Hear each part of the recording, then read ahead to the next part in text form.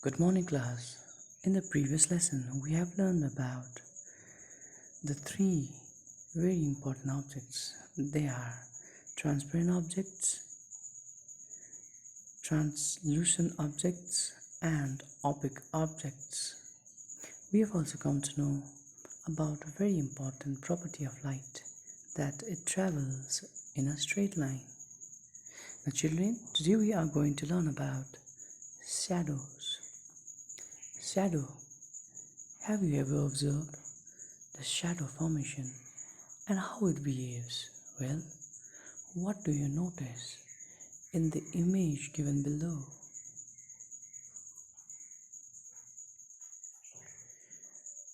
Yes, two people walking and their shadows. There aren't many people who haven't heard of the term shadow, but why and how are shadows formed? To understand shadows, we first need to understand transparent,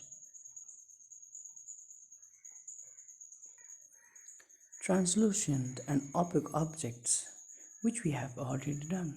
So let us revise. So, an opaque objects completely blocks the light. So, an opaque objects casts a dark shadow behind it. A translucent object stops the light partially, so translucent object casts a weak shadow. A transparent objects do not stop any light passing through it, so transparent objects do not create any shadow behind it. So what is a shadow? A shadow is actually just a space, a region where there is no light, since an opaque object is blocking light rays. This is the opaque object that is blocking the light rays, and this is how the shadow is formed. How are shadows formed then? Shadows are formed because light travels in straight line. When an opaque object or material is placed in the path of the rays of light, the object blocks the light to pass through it, forming its shadow.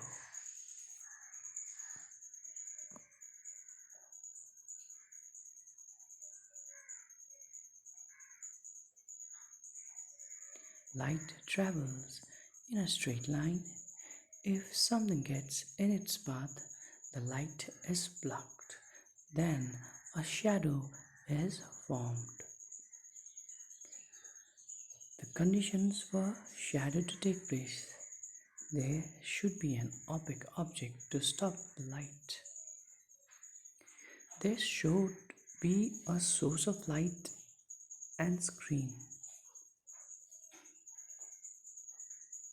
The object must be placed in the path of light. Then shadow is formed on the screen. We should have the light source over here, the object in the middle, and the screen over here.